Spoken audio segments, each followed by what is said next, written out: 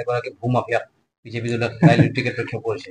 হয় হয়, টিকেটত কি নিশ্চয় নিশ্চয় মই এই নিউজটো পাইছোঁ, দেখিছোঁ। গতিকে বিজেপি চৰকাৰখনে যদি তেনেকুৱা এজন ব্যক্তিক আজি এই সমষ্টিত প্ৰতিদ্বন্দ্বিতা কৰিব দিব বিচাৰিছে, তেতিয়াহ'লে মই ক'ব লগা তুমি একোনে জনসাধাৰণে ভাল থাকোঁ। আৰু মই এইখিনি ক'ব খুজিছোঁ যে মই ককলাবাৰী সমষ্টিবাসী ৰাইজক এটাই অনুৰোধ কৰিব খুজিছোঁ যে আজি আমাৰ সমষ্টিবাসী ৰাইজে যিখিনি বিগত সময়ত যিখিনি দুখ বেদনা লৈ আজি আমাৰ অসমীয়া জনগোষ্ঠীৰ মানুহখিনিক মাহীয়ে চকু দি চোৱা বুলি ক'লেও ভুল নহ'ব বোধহয়। কিন্তু মই এইখিনিতে ক'ব খুজিছোঁ, আজি বিজেপি দলে কোনোবা প্ৰাৰ্থী প্ৰদান কৰে বুলি মই নহয়, সমস্ত ভাৰতবাসী বা অসমবাসী ৰাইজে বিষয়বস্তু সময় পাইছে।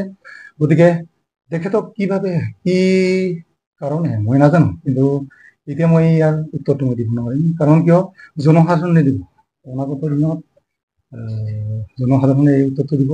মইতো আজি ককলাবাৰী সমষ্টিবাসী ৰাইজক এইটো কথা ক'ব খুজিছোঁ যে কি বিটিআৰত কি কোনোবা প্ৰাৰ্থী বিচাৰি নাপাল নেকি?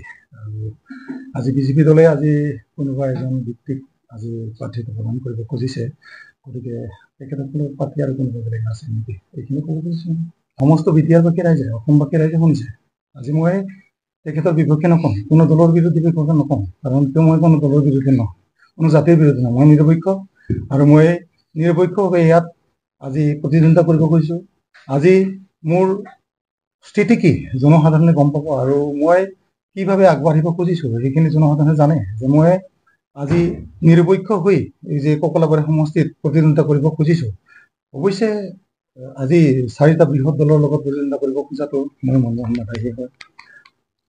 জনসাধাৰণে কেনেকৈ লয় মই নাজানো, কিন্তু এই নিউজটোৰ পৰা আপোনালোকে মোক যিখিনি প্ৰশ্ন কৰিলে সেই প্ৰশ্নৰ উত্তৰটো মই কেনেকৈ দিম, আজি জনসাধাৰণে আপোনালোকক দিব। গতিকে মই ৰোমেন মুদাহিৰ বিষয়ে বা কোনোবা বিপৰীত দলৰ বিষয়ে মই উত্তৰটো নিদিয়াই ভাল হ'ব নেকি। কাৰণ মই নিৰপেক্ষ ব্যক্তি, আজি মই নিজৰ নিৰাপত্তা নাই। আপুনি যদি নিজে জয়লাভ কৰিম বুলি নিৰ্বাচন নকৰে 100% আপুনি কাৰোবাক মানে নহয় নহয় নহয়, এইটো কথা মনমোহন মুদাহিৰ ক্ষেত্ৰত কোনোদিন নহয়। কাৰণ কিয়, মই নিৰপেক্ষ। আৰু আজি 22টা বছৰে মই সেনাবাহিনীত আছিলোঁ, অৱসৰপ্ৰাপ্ত সেনা BSFত আছিলোঁ। গতিকে এই ক্ষেত্ৰত মই কোনোপধ্যে কাৰো লগত মই মেনেজ নকৰোঁ।